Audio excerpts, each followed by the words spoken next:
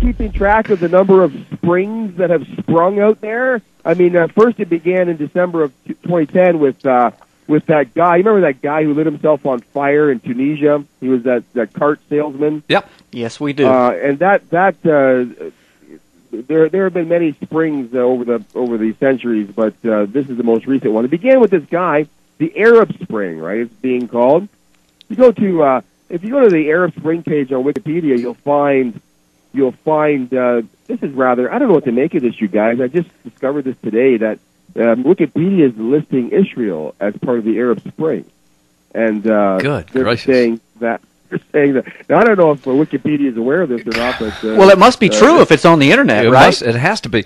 And you know, I was interviewing people out of Israel. I mean, Israeli officials when that was going on, and they were just horrified by the whole thing. Israel had nothing to do with Arab Spring except to sit back and watch in horror, because all it was the rise of the Muslim Brotherhood. Yes. Right, and Wikipedia is listing Israel as being one of the nations involved in the Arab Spring. Gosh. Wow. They're showing major protests.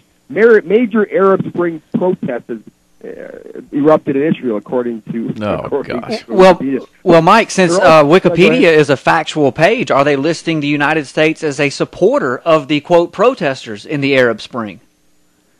They are. We'll get to that in a minute, but they are also listing Iran as part of the Arab Spring. Yeah. Iran is not an Arab country; they're a Persian country. I mean, that's correct. They are Persians. They're not Arabs. I don't know. This really should cause people to really question the validity of the data that's appearing on Wikipedia here. I don't know what's going on here. Yeah. But the reason I mentioned the Arab Spring is because there are other springs springing up here. You know, the Arab Spring, it began actually in December, so I don't know. The spring comes from the idea that they've been in a winter of dictatorship. So the spring is sort of a coming out of that dictatorship. Really they're just electing more dictators to run their countries over there. But now we have what looks like a European spring in Kiev. You know, with what's going on in the Ukraine there, right? I saw it. I mean, it's the same sort of thing. It's Ukraine is part of Europe, and we may see now a European spring springing up out there. You know, because now we've got this is not being reported on very heavily, but we have a South American spring that has sprung this week in Venezuela. By the way, they are looking to get rid of the Venezuelan dictator over there. I mean, can you blame them, really? I mean, that country is in the throes of the worst sort of dictatorship you could possibly imagine. And so those people are up in arms. Lots of death over there, by the way. This is not being covered very, very well, what's going on in Venezuela. But those people, they need our prayers. I mean, those people are being shot at by their own government. And so now we have the Arab Spring. Israel's been part of that, apparently, according to Wikipedia. And then we have the European Spring and the South African Spring going on. Lots of springs springing up out there. But guess what? On this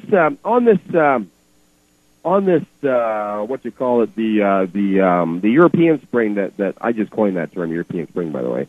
The European Spring that's springing up out there in Kiev. Obama had a few things to say about that, and he said that he had a warning for the military over there: stay out of it. Essentially, yeah. He's saying let these people have their protests.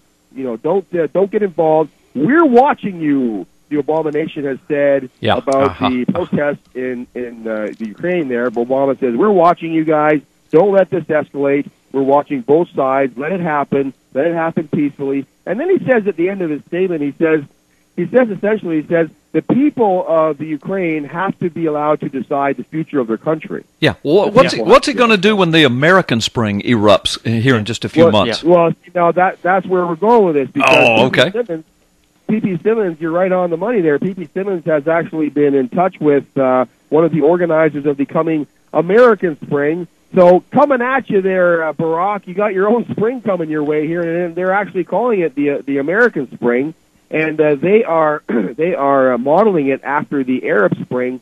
In the Arab Spring, they were successful in ousting dictators. Now, unfortunately, they just created a vacuum which sucked in more dictators. So in Egypt, they had to do it twice. And then, no, they might have to get rid of the military dictatorship that's forming over there now. But, well, listen, and on top of that, John McCain just went over to Egypt and chastised the new regime and told them that they should turn it back over to the Muslim Brotherhood. John McCain did that. Unbelievable. Well, and they may have to do some more over there in Egypt. The Bible says Egypt will not escape. So I have been saying for a while, guys, and I suppose I can say it on the air here, I suspect the Muslim Brotherhood will get back in. I do too, yeah. Mike, I tell you what is very interesting, and I've been following this Ukraine thing closely, is the similarities between what is happening in Ukraine and what we saw happen in Syria. And here's what I mean by that. There's a ton of evidence now coming out, of course, through the alternative media, which is the real media, that the so-called protesters very much seem to be Western-backed.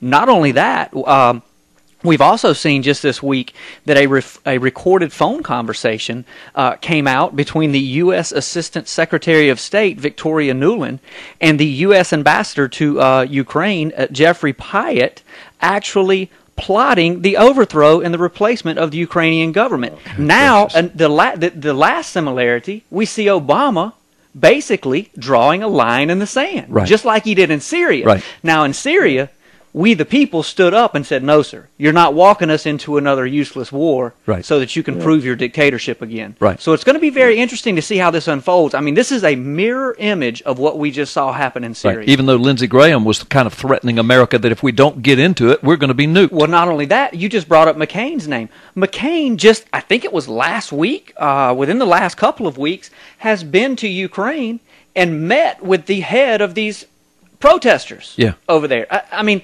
these guys are crazy. Michael Shoesmith, what do you think? You think they're crazy? Well, the Colonel Riley, retired U.S. Colonel Riley, is one of the guys who has come out of retirement to once again serve his country and get rid of a dictator, a tyrant. Because they make a vow to protect the country against all invaders, foreign and domestic. And today we have a domestic terrorist in the White House, and he is now orchestrating an event called the American Spring, which will start in May. They're orchestrating an event with anywhere from 10 to 20 million people. Wow. And they are going to stay in Washington, D.C., stay there. There's no deadline here. They're staying until they see Obama and his cronies pack their bags. And it's not a party issue here. He is naming names, and Boehner's on the list. And guess what? It looks like Obama may be preemptively taking over the media here in order to, I don't know, maybe some people are saying that he's doing this to shut down the media coverage of this event. Because now an FCC commissioner is coming out and saying that Obama is going to put in place government monitors in newsrooms across the country. Well, just think about this, Mike. That corresponds with Sheriff Arpaio's release of his criminal investigation on Obama, which Zullo says is universe-shattering, and they just announced that major media has signed up on board to cover it. And then a few weeks after that announcement, and a few weeks after the announcement of this American Spring, Obama announces he's going to put monitors in the newsrooms to decide what can be covered and what can't be. Do you think there's any connection there? It's amazing because consider the timeline here. We have Mike Zullo announcing that they will release some, if not all, some of the information they have concerning Obama and his usurpation of the White House in March. And then in May, in May we're going to have the American Spring rising up. We'll see how if Obama, treats that as he wants other foreign leaders to treat. Does he go sad on the people? I don't know. We'll see if he packs up his bags and leaves like he wants Bashar Assad to do, and Obama do it himself. Yeah. Well, listen. And so then we have Obama's FCC. He's going to stick the FCC up. And if you think that is preposterous, folks, the thing with the FCC. Consider this about the Tea Party and the IRS. You got 15 seconds, Mike. We now know the IRS was targeted, or the Tea Party was targeted by Obama's IRS. Right. So this is not beyond the pale. No, absolutely it's not beyond the pale. I'll tell you what, let's take a quick break, Mike, and we'll come